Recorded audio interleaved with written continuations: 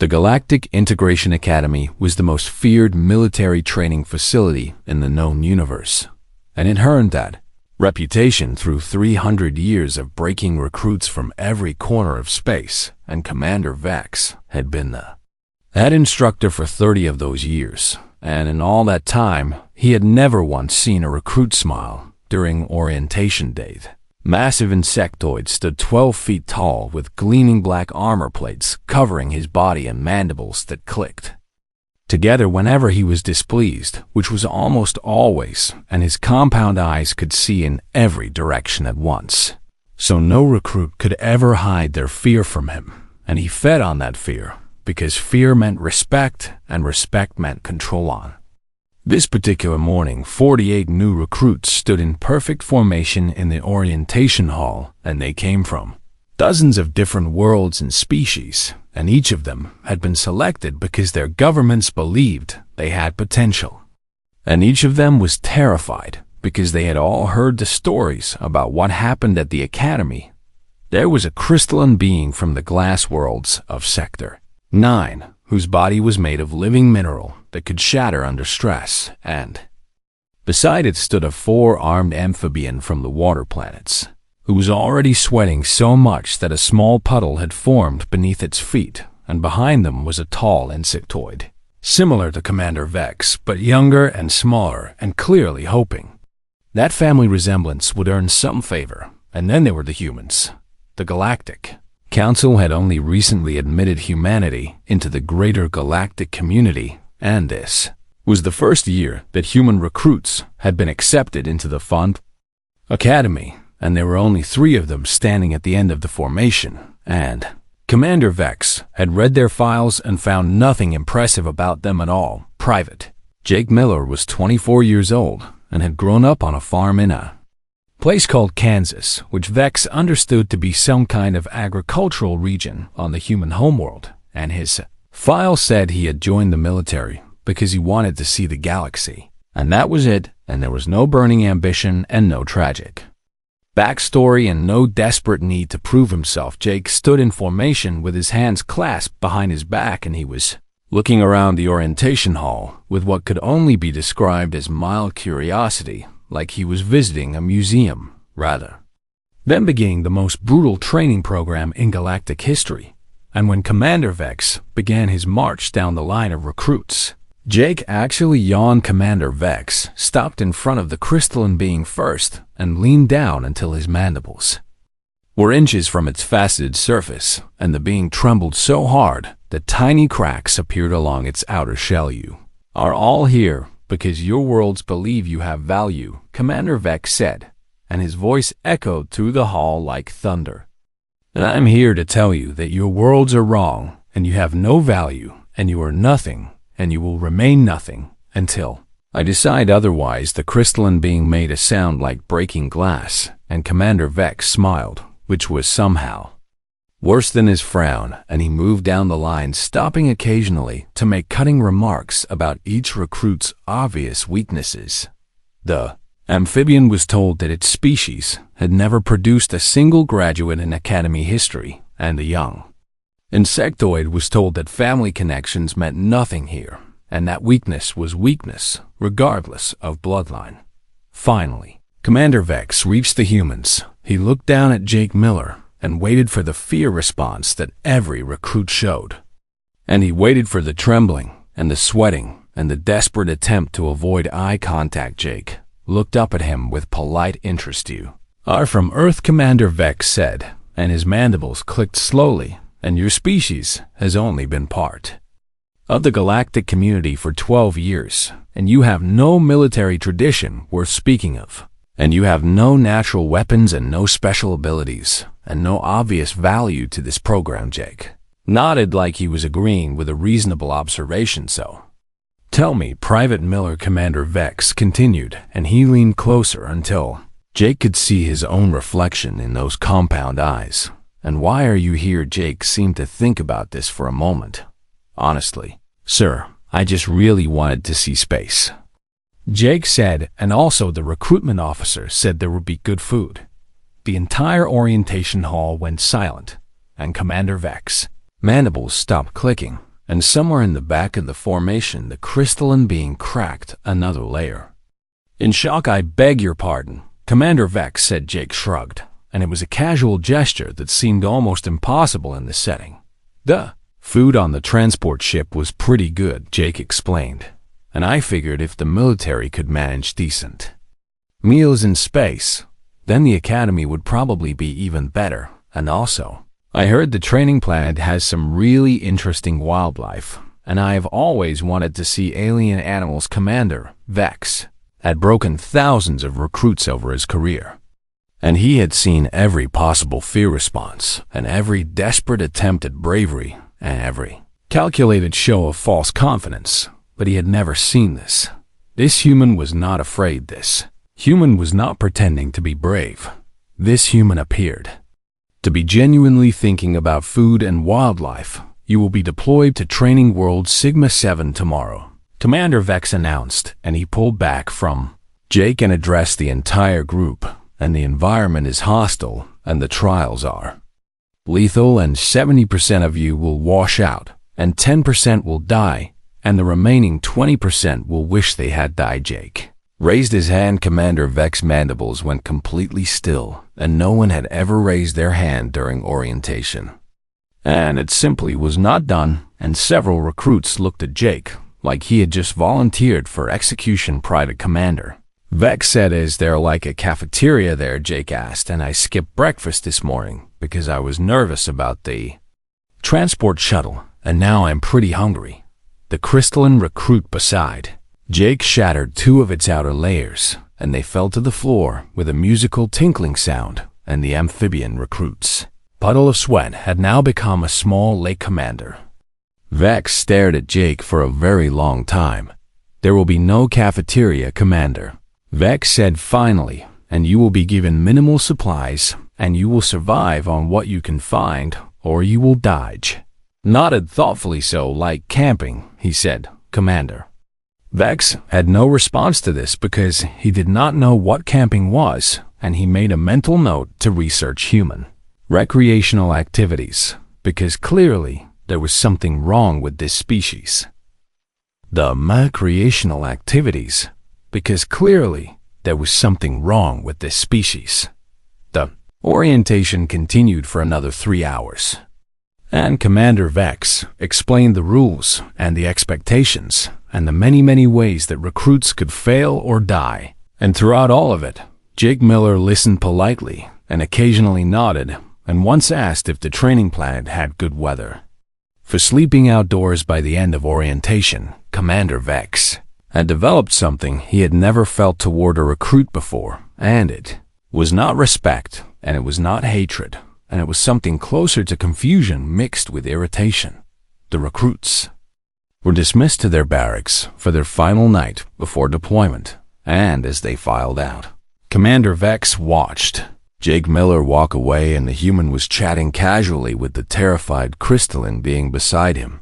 "You know," Jake was saying, and his voice carried across the hall, "and I bet those crystal parts of you would look really pretty in sunlight. And have you ever tried making wind chimes?" The crystalline being made a confused sound that might have been a question, like you hang them up, and when the wind blows they make music. Jake continued, "And I had some on my porch back home, and they were very relaxing, Commander." Vex turned to his assistant Glob, who was a gelatinous being that served as his administrator. "Research the humans," Vex said, "and find out everything about their homeworld and their biology and their psychology and their apparent obsession with food and sleeping." Glob quivered in acknowledgement. "And find out what camping is," Vex added, "and I have a feeling it is going to be relevant." Training World Sigma 7 was a nightmare made real, and the planet had been specifically chosen because it was hostile to almost every known form of life, and the purple vegetation was poisonous, and the rain was acidic, and the wildlife had evolved to kill anything that moved. The 48 recruits were dropped from transport pods into the wilderness at dawn, and they were scattered across 100 square miles of jungle, and each of them was given a basic survival pack containing water, purification tablets, and a small knife, and 3 days' worth of nutrient paste. And that was all. The instructions were simple and brutal, and survive for 30 standard days while completing increasingly difficult objectives, and the objectives would be broadcast to their communication devices, and failure to complete objectives would result in penalty points, and too many penalty points meant immediate expulsion from the program. Most recruits did exactly what the Academy expected them to do. And they formed desperate survival groups, and they huddled in caves, and they rationed their nutrient paste, and they jumped at every sound from the hostile jungle around them. By day 3, the casualty reports were already coming in, and 4 recruits had been killed by predators, and 7 more had been injured, and 1 had been completely dissolved by a plant that looked like a comfortable resting spot, but was actually a giant digestive organism. Private Tommy Garcia was one of the other human recruits, and he had spent the first 2 days trying to follow protocol and complete objectives, and it was exhausting and terrifying, and he had barely slept, and he had eaten only a handful of the disgusting nutrient paste on day 3. Tommy realized that he had not seen Jake Miller since they landed, and this bothered him because humans were supposed to stick together, and also because Jake had seemed so calm during orientation that Tommy wondered if he knew something the others did not. Tommy spent all of day 4 searching for Jake, and he asked other recruits if they had seen the other human, and most of them just stared at him with hollow eyes and muttered about survival objectives and predator sightings. On day 5, Tommy found him. Jake was 40 feet up in something that looked like a tree. If trees had teeth and bark that pulsed like it was breathing, and the tree should have been impossible to climb because its surface was covered in razor-sharp thorns and acidic sap, but somehow Jake had figured out a way, and he had built a treehouse. Tommy stood at the base of the tree and stared up with his mouth hanging open, and the structure was made from branches and leaves and vines, and it had actual walls and a roof woven from the acid-resistant fronds that grew near the rivers, and it had what appeared to be a small hammock hanging inside. Miller, Tommy shouted, "And what the hell are you doing up there?" Jake peered over the edge of his treehouse, and his face broke into a genuine smile. "Oh, hey, Tommy," he called down, "and I was wondering when someone would find me, and do you want to come up? And I found some fruit that does not try to kill you if you cook it first." Tommy continued to stare, and his brain was having trouble processing what he was seeing. The commander said, "We are supposed to be completing survival objectives." Tommy said. Jake stretched and yawned. "Yeah," Jake replied, "and I am surviving an objective complete, but there are tasks," Tommy insisted, "and we are supposed to navigate to waypoints and collect samples and avoid detection by the monitoring drones." Jake disappeared back into his treehouse for a moment, and then his face appeared again. "I looked at those objectives," he said, "and they seemed like a lot of work, and also kind of dangerous. And I figured the main point was to not die, so I focused on that part." Tommy wanted to argue, but he also had not slept properly in 5 days, and the nutrient paste was making his stomach hurt, and the constant fear was exhausting him in ways he had not known were possible. "How did you build that?" Tommy asked. "And the trees are covered in thorns, and the sap burns through everything." Jake grinned and held up his hands, which were wrapped in layers of leaves tied with vine gloves. He said, "And also I noticed that the thorns only grow on one side of the tree, and if you climb the other side, they cannot reach you, and the sap stops flowing at night when the temperature drops. So I did most of the work after dark." Tommy blinked. "You figured all that out in 5 days?" he asked. Jake shrugged. "I grew up on a farm," he said, "and back home we had this barn cat who was mean as hell, and figuring out how to pet her without getting scratched taught me a lot about observing animal behavior, and I figured plants could not be that different." This made absolutely no sense to Tommy, but he was too tired to argue, and also, Jake had mentioned food. "You said something about fruit," Tommy said. "Yeah, come on up," Jake replied, "and I will show you the safe climbing route, and watch out for the branch at the 20-foot mark, because it screams when you touch it, but it will not actually hurt you." Tommy climbed the treehouse was even more impressive up close. and Jake had somehow created a small fire pit lined with rocks that did not crack from heat, and he had a collection of various fruits and roots laid out on a flat piece of bark, and there was a container made from a hollow gourd that held clean water. The hammock was made from woven vines and it looked incredibly comfortable, and Tommy had never wanted to lie down more in his entire life.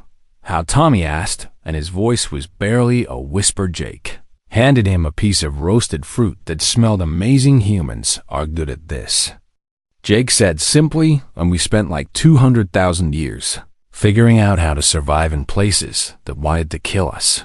And we got really good at making shelters and finding food and adapting to new environments. And this jungle is scary, but it is not that different from jungles on Earth. Tommy bit into the fruit, and it was the best thing he had ever tasted, and tears formed in his eyes from the relief of eating something that was not nutrient paste. I have been so scared, Tommy admitted. Jake nodded. Yeah, that is normal, he said. But here is the thing, and fear uses a lot of energy. And if you are afraid all the time, you cannot think clearly, and you make bad decisions, and you get tired. And then you make worse decisions, and eventually you die, not because the jungle killed you, but because you were too exhausted to survive. Tommy finished the fruit, and Jake handed him another once. Oh, what do we do? Tommy asked. Jake gestured at the treehouse around them. We rest, he said, and we eat, and we build, and we explore when we are ready, and we complete the objectives that make sense, and we ignore the ones that seem designed to get us killed.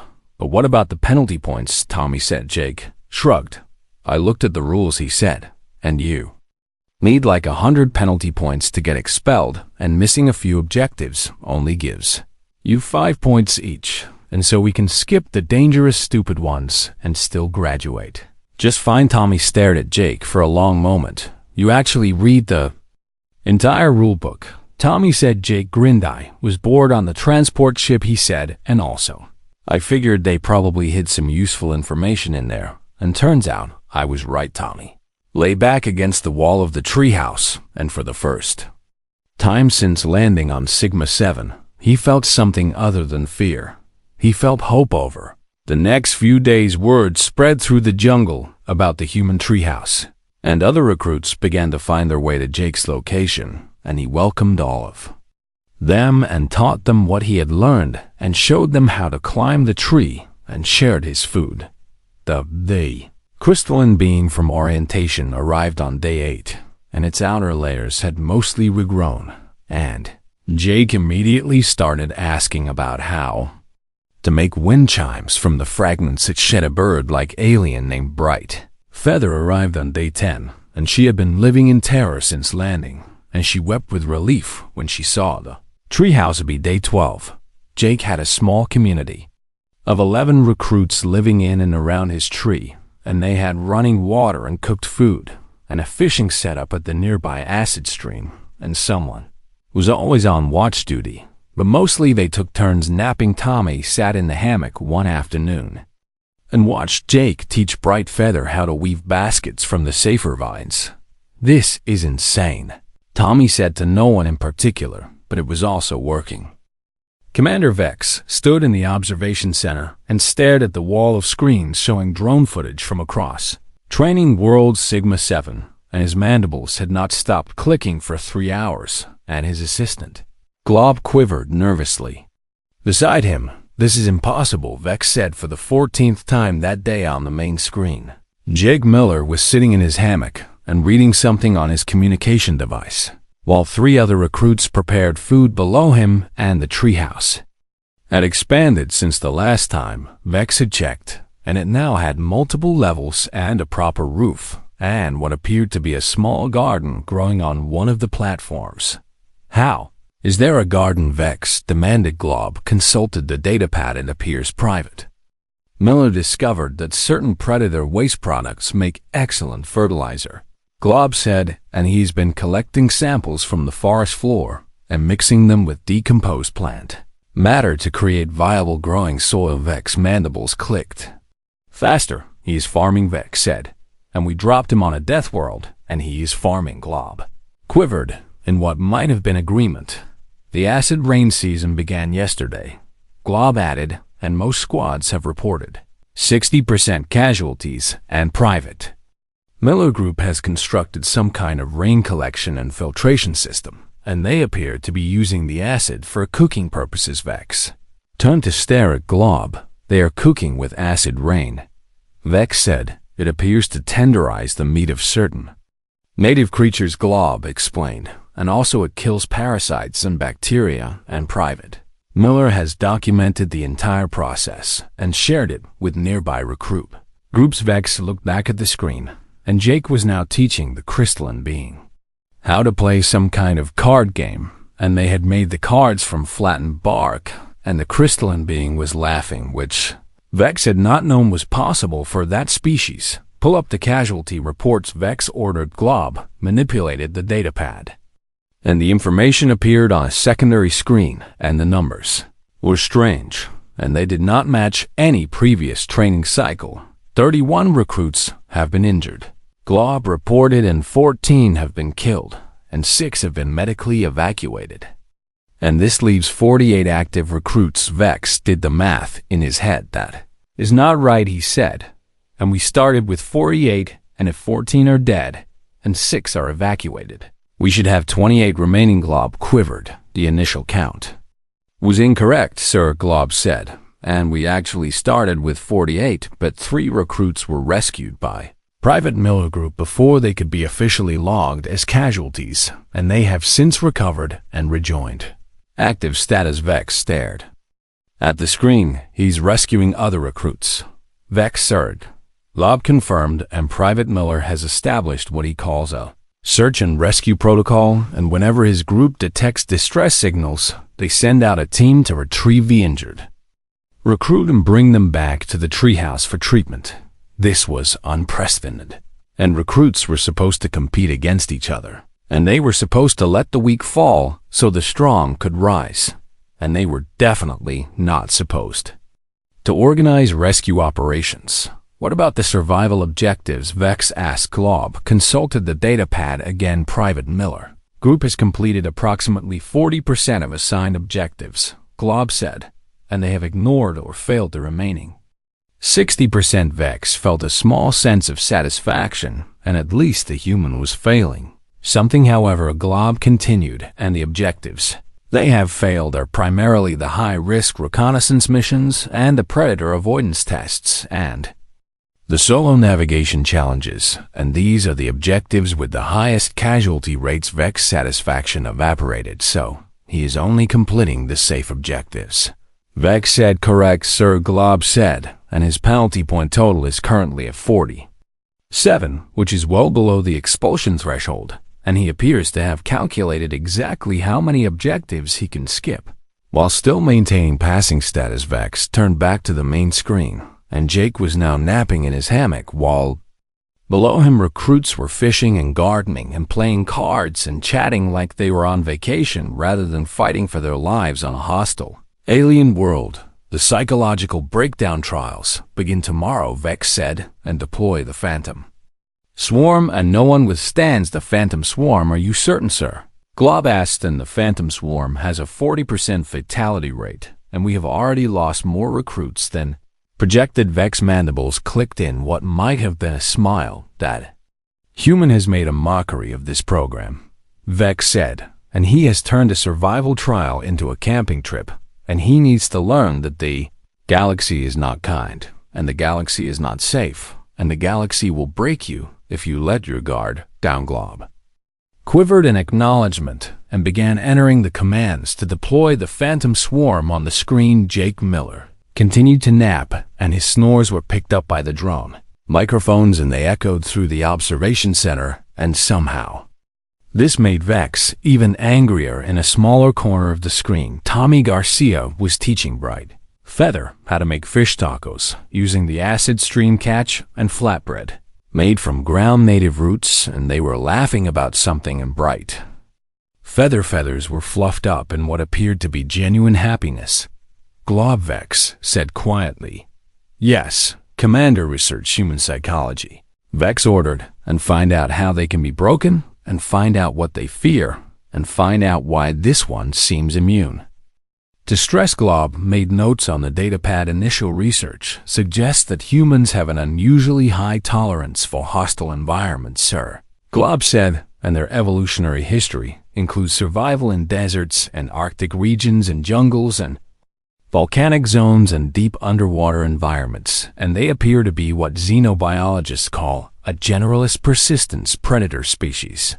Meaning, what exactly? Vex asked. Meaning they are built to survive almost anywhere, Glob said, and they do not have specialized adaptations for any single environment, but they have general adaptations that work in almost every environment, and their primary survival mechanism appears to be problem solving and tool use and social cooperation. Vex watched Jake sleep in his hammock. He does not look like a predator, Vex said. No, sir. Glob agreed. But neither do many of the galaxy's most dangerous species, and the Voltorian mind-eaters look like flowers, and the Craxus dissolvers look like puddles of water. And perhaps looking harmless is part of the human survival strategy. Vex considered this, and it made an uncomfortable amount of sense. The Phantom Swarm will test that theory, Vex said, and no amount of problem-solving can defeat pure psychological terror, and every species in the galaxy fears something, and we will find what the humans fear, and we will use it. Swarm was deployed that night, and Vex watched the drone feeds with anticipation, and he waited for the screaming to begin, and he waited for Jake Miller's calm facade to finally crack. What he saw instead changed everything he thought he knew about humans, and about survival, and about what it meant to be truly dangerous in a hostile universe. But that is a story for another time. The Phantom Swarm was the most feared psychological weapon in the entire Galactic Integration Academy arsenal, and it had been used for over 200 years to break recruits who were too strong or too stubborn to fail through normal means, and no one had ever withstood it. The swarm was made up of billions of microscopic organisms that were invisible to the naked eye, and they entered the body through breathing and through skin contact, and once inside they infiltrated the neural pathways and triggered the deepest, most primal fear responses in any sentient being. Every species in the galaxy feared something, and the Phantom Swarm found that fear and amplified it until the victim could not distinguish between reality and nightmare. And most recruits who experienced the swarm never fully recovered, and some went completely insane, and a few simply died because their hearts gave out from pure terror. Commander Vex had personally witnessed thousands of recruits broken by the Phantom Swarm, and he had seen the mightiest warriors from the most fearsome species reduced to whimpering children, and he had never once seen anyone resist its effects. The swarm descended on Jake Miller Treehouse at midnight on day 15. Tommy Garcia woke first, and he was not in the treehouse anymore, and he was back on Earth and his childhood. Home was burning, and his family was trapped inside, and he could hear them screaming for help, and he ran toward the flames, but the ground kept stretching beneath his feet, and he could never get closer. No matter how fast he ran, he fell to the treehouse floor and curled into a ball and sobbed, and the flames were everywhere, and the screaming would not stop. Bright Feather woke next, and she was falling from the sky, and her wings would not work, and below her she could see her entire flock plummeting to the ground, and they were all going to die, and it was her fault somehow, and she had failed them all, and the wind was tearing at her feathers, and the ground was rushing up to meet her. She shrieked and thrashed and knocked over the water container, and the sound of splashing water became the sound of bodies hitting stone. The crystalline being began to crack and shatter, and it was seeing itself dissolving piece by piece, and it could feel each fragment of its body breaking away and floating into the void, and soon there would be nothing left, and it would cease to exist entirely. All across the treehouse, recruits were screaming and crying and clawing at their own skin, and the Phantom Swarm was doing exactly what it was designed to do, and within minutes every single one of them had collapsed into heaps of whimpering terror, except Jake. Jake sat up in his hammock and frowned, and he could feel something strange in the air, and there was a pressure behind his eyes, and a tingling sensation across his skin, and somewhere in the back of his mind, he could sense something trying to get in. He saw a flash of something, and it was dark. And there were shapes moving in the darkness, and they were coming for him, and they wanted to hurt him, and he should be afraid. And he should be. Very, very afraid. Jake blinked. "Hey," he said out loud and rude. The phantom swarm paused, and this had never happened before, and the swarm was not truly sentient, but it had something like instinct. And that instinct was currently experiencing something it had never felt in 200 years of breaking minds. It was confused. Jake rubbed his eyes and looked around at his friends, who were all writhing in terror on the treehouse floor, and he could see that something was very wrong, and whatever was affecting them was trying to affect him too. But it was not working. The thing was, and Jake had grown up on a farm in Kansas, and Kansas was not a particularly exciting place, and there were no predators large enough to be dangerous, and no natural disasters worth worrying about, and the most frightening thing Jake had ever experienced was the time a cow had stepped on his foot when he was 12. He had fears, of course, and everyone had fears, and Jake was afraid of disappointing people. And he was afraid of being alone, and he was afraid of not living up to his potential. But these were quiet fears, and they were manageable fears. And they were the kind of fears that sat in the back of your mind and occasionally made you uncomfortable, but did not send you into screaming panic. The phantom swarm searched for something bigger and found nothing, and it tried to amplify what it found. But quiet fears do not amplify well. And being mildly concerned about disappointing your parents does not translate into primal terror. Jake stood up from his hammock and looked around, and his friends were suffering, and that made him angry, because these were his people now, and something was hurting them, and that was not acceptable. He walked to his pack and pulled out a small device he had built during the first week, and he had made it because the jungle was too quiet at night, and the silence had made it hard to sleep, and he needed something to fill the empty spaces. He called it his vibe machine, and it was made from spare parts and salvaged electronics from his communication device. And it emitted low-frequency sound waves that created a gentle humming sensation in the air, and it was very soothing. Jake turned it on. The sound waves rippled outward, and the phantom swarm encountered something it had never encountered before. And the low-frequency vibrations disrupted its ability to interface with neural pathways, and the billions of microscopic organisms began to scatter and disperse. The swarm tried to regroup, but the sound waves kept coming, and they were persistent, and they were everywhere, and the swarm instinct told it to retreat and find easier prey elsewhere. For the first time in Academy history, the phantom swarm withdrew. Tommy stopped screaming, and the flames faded, and he found himself lying on the treehouse floor, gasping for breath, and Bright Feather wings stopped thrashing, and she realized she was not falling, and she was safe, and she was on solid ground, and the crystalline being began to slowly reform as it shattered. Pieces pulled themselves back. Together, Jake walked around the treehouse, checking on each of his friends and making sure they were okay. And he offered water and gentle words, and he sat with anyone who needed someone nearby. "What happened?" Tommy asked when he could finally speak. Again, Jake shrugged. "Something tried to mess with our heads," he said. "I turned on the vibe machine, and it went away." Tommy stared at him. "That's simple," he said. Jake thought about it. "Guess, so," he said. "And I did not really plan it or anything, and I just figured if the jungle being too quiet was a problem, then maybe adding some good noise would help with other problems." Too Bright Feather was trembling, and Jake sat down next to her and put his arm around her shoulders, and she leaned into him, and her feathers slowly settled back into their normal position. "How are you not affected?" she asked, and her voice was barely a whisper. "And I saw my worst nightmares, and I felt like I was dying." Jake was quiet for a moment. "I do not really have nightmares," he said eventually. "And I mean, I have worries and stuff, but nothing that keeps me up at night. And I think maybe that is just how humans are built, or maybe It is just me, the crystalline being had fully reformed now, and it moved closer to the group. You saved us, it said. And you saved all of us, Jake shook his head.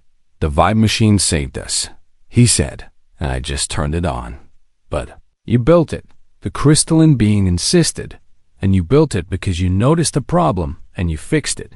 And that is what you do, and you see problems, and you fix them. Jake did not know how to respond to that. So he just shrugged again. Is everyone hungry, he asked. And I think we still have some of those fish tacos left. And also Brightfeather made some really good flatbread. Yesterday, the group slowly gathered themselves, and they ate, and they drank water, and they leaned on each other. And by morning, the terror of the phantom swarm had faded into a shared memory that somehow made them all closer. Tommy sat next to Jake. As the sun rose over the purple jungle, the Academy is going to be really confused about this, Tommy said. Jake smiled. Probably, he agreed. What do you think they will try next? Tommy asked. Jake considered the question. Something worse, he said. And but we'll figure it out, and we always do. Tommy wanted to argue, but he realized he could not. And Jake had been right about everything so far, and the treehouse was proof of that, and their survival was proof of that, and the fact that they were all alive and relatively unharmed after 2 weeks on a death world was proof of that. Okay, Tommy said, and I believe you. Jake went back to sleep, and his gentle snores filled the morning air, and somewhere in the observation center, Commander Vex's mandibles had stopped clicking entirely. For the first time in 30 years, Commander Vex did not know what to do next. 30 days passed on Training World Sigma 7, and against all odds and expectations, Jake Miller and his group survived every single challenge the Academy threw at them. They survived the Phantom Swarm, and they survived the acid monsoons, and they survived the Predator migration that killed 4 other recruit groups, and they survived the food shortage when the Academy stopped resupplying the planet. And they survived the final challenge, which was supposed to be a solo wilderness navigation test, but which Jake group completed together, because Jake had pointed out that the rules never actually said you could not work as a team. Commander Vex had tried everything, and he had deployed every weapon in the Academy arsenal, and he had personally designed 3 new challenges specifically meant to break Jake Miller, and none of them had worked. Tremor worms that could cause earthquakes had been defeated when Jake figured out they were attracted to low-frequency vibrations and used his vibe machine to lure them away from the treehouse and toward an empty valley 3 miles distant. The poisonous fog that rolled in on day 22 had been countered when Jake remembered that the acidic tree sap neutralized airborne toxins, and he had his group coat their faces and clothes with diluted sap until the fog past the final Predator assault on day 28 had been stopped when Jake somehow befriended the alpha predator of the local pack by scratching it behind what turned out to be extremely sensitive poison sacs, and the creature had followed him around like a pet dog for the rest of the trial. Jake named it Rocky. On day 30, the surviving recruits were transported back to the Academy main facility, and they were exhausted and battered, and several of them were missing pieces, but they were alive, and that was more than most training cycles could claim. 19 recruits had survived, and 11 of them were from Jake Group, and that meant Jake Treehouse had produced more graduates than any other survival group in the history of the Academy. Commander Vex stood on the graduation platform and looked down at the survivors, and his mandibles were completely still, and Glob had explained that this meant either profound respect or profound rage, and none of the recruits could tell which. Private Miller, Vex said, and his voice echoed across the graduation hall, and stepped forward. Jake walked to the center of the room, and he was still wearing his improvised leaf armor, and his vibe machine hung from his belt, and there were several suspicious stains on his uniform that might have been predator blood or might have been fish taco sauce. You have made a mockery of this institution, Vex said. Jake nodded slowly. Yeah, he said, and that is fair. You ignored every protocol. Vex continued, and you refused to engage with design challenges, and you built recreational structures in a war zone. The hammock really tied the room together. Jake said Vex's mandibles twitched. You somehow befriended a predator species that has killed 6 previous graduating classes. Vex said, and his voice was getting louder. Rocky is chill once you scratch behind his poison sacs. Jake replied. Commander Vex stepped down from the platform and walked toward Jake until they were standing face to face, and the massive insectoid towered over the small human and every other recruit in the room. Held their breath, how Vex asked finally, and his voice was quiet now, and this drill was designed by the finest military minds in the galaxy, and it was meant to break you, and it was meant to forge you through suffering, and instead, you turned it into a vacation. Jake thought about this for a moment. I mean, respectfully, Commander Jake said. And humans have been doing survival stuff for like a really long time, and we spent hundreds of thousands of years figuring out how to not die in places that wanted to kill us. And you dropped us in a hostile environment and said, good luck, and that is just camping with extra steps. Camping, Vex repeated, and his mandibles clicked once. Yeah, said, and like, do not get me wrong, the death jungle was scary, and the phantom swarm was rough, and Rocky tried to eat me like 4 times before we became friends, but the basic principle is the same, and find shelter, and find water, and find food, and rest when you can, and do not panic. Vex stared at Jake for a long moment, and the others. Vex asked, and you saved 11 recruits who would have died without your intervention. And why? Jake shrugged. They were scared and alone, and I could help, he said. And back home, we have this saying about how if you see someone drowning, you do not ask if they deserve to be saved, and you just pull them out of the water. The crystalline recruit stepped forward.